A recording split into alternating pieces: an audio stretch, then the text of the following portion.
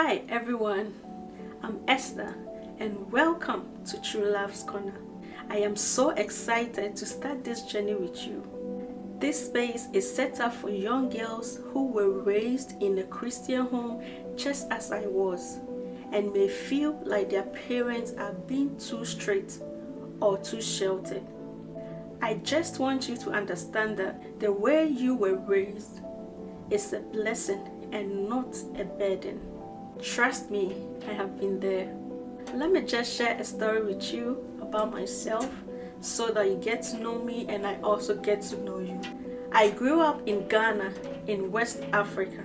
I come from a big family where my dad is a pastor. So basically, a wife of a pastor is also called a lady pastor. So automatically, my both parents were pastors. And our parents raised us in the fear of the Lord. They raised us in the way that we lived a righteous life. If you come from a pastor's home, everybody expects you to be an upstanding figure or person in your community that everybody can look up to. No matter who you are, everybody wants you to live that righteous life that people can use you as a role model. So because of that, we were raised in such a way that people can see us as role models. All that I spent my entire life doing was serving in the house of God. I go to church every day to clean up the place, make sure the whole place is tidy. I clean up the chairs, I sweep the place, and then I make the place ready for worship or ready for service. So my parents were straight to the point that they didn't allow us to make friends or have friends. To them, it was a way of monitoring us so that we do not bring a bad name home. Let me give you this example. Let's say I have this friend of mine, a lady who has so many boyfriends, who is promiscuous, and then people sees me all the time around this person. Automatically, they are going to assume that I also live this kind of life. Let me give another example. There was this one time in my life where my sister came home with one of her classmates. So basically, she had one of his textbook with her, and then they were near to their end of semester, so everybody have to revise what they've learned so far in that term. So he had to come with her to get his textbook. My sister was caught up with homework, so I had to escort this gentleman to the junction where he would take his transport back to his destination. In Ghana, we call it junction, but in America, we call it bus stop. So that is where you take your car to your destination.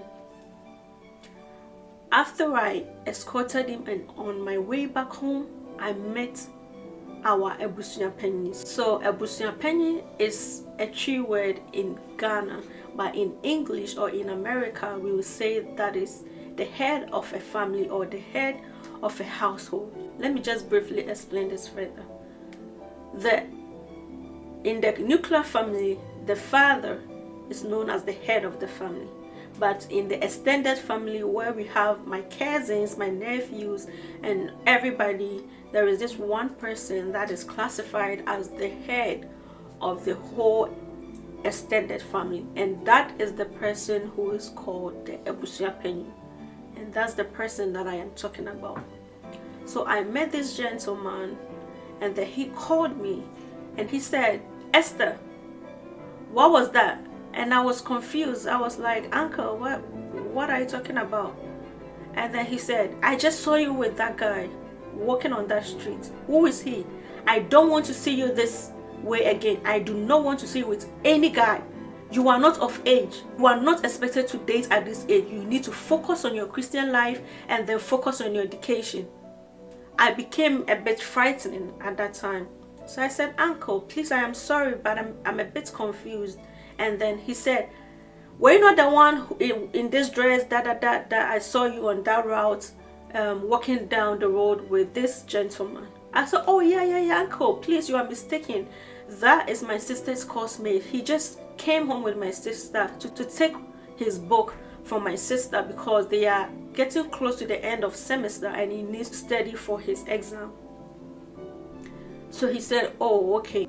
But remember, Esther, your dad has left a good reputation in this community, and I do not and will never tolerate any one of you destroying his reputation.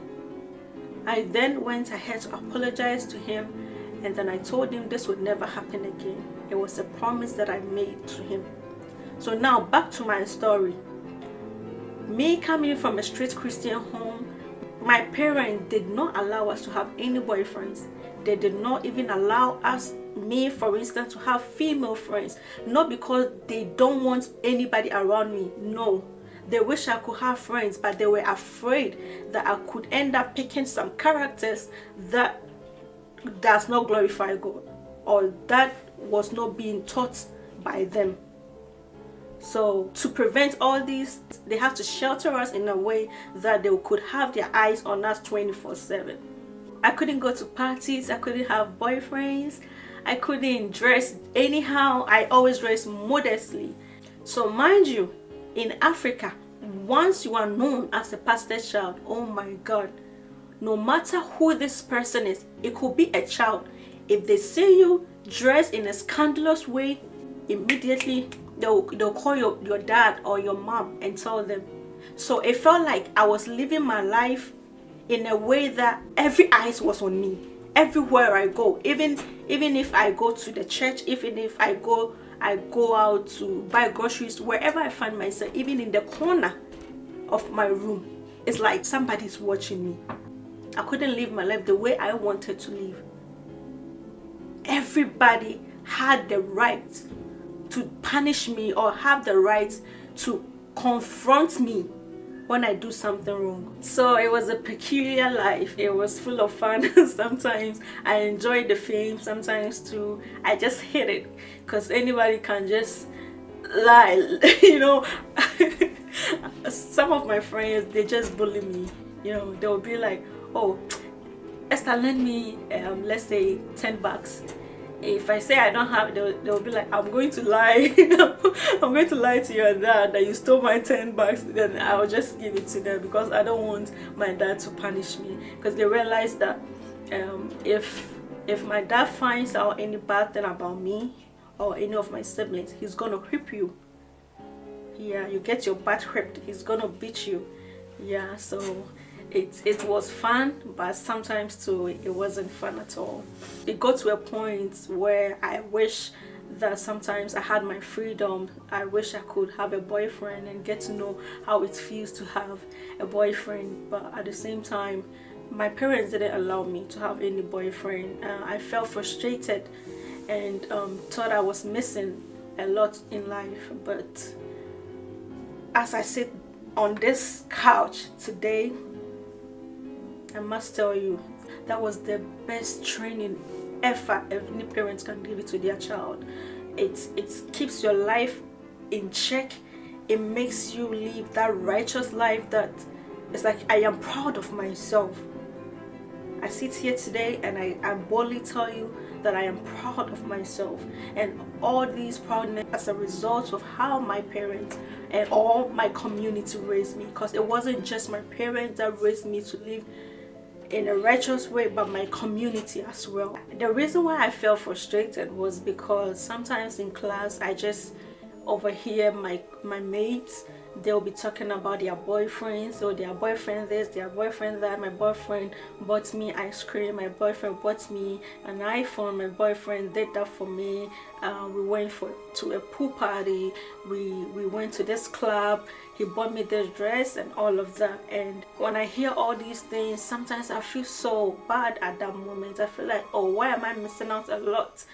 I haven't even had opportunity to go on a date with a man before, but I hear my maid talking about it. Oh, it was fun, this guy is cute, this guy is very handsome, he takes good care of me. Oh, I had my first kiss. Oh, we had sex. and this and that. So upon hearing all these things makes me feel like I am old-fashioned.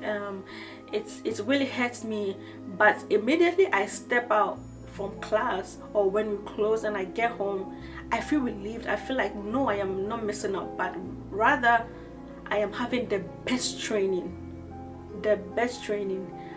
I remember there was a day I was talking to one of my pastor's friend, and then I was telling him about all these things, and I told him that, oh, I wish I could date. That was after high school. I told him, oh, there was this handsome guy in our school that he said he's interested in me, and I think I also like him. So I went to say yes to him. He said, Esther, I know it may feel like now you are of age, you are done with high school, so you can date, but trust me, what you are feeling is lust. It is not love. You know nothing about love.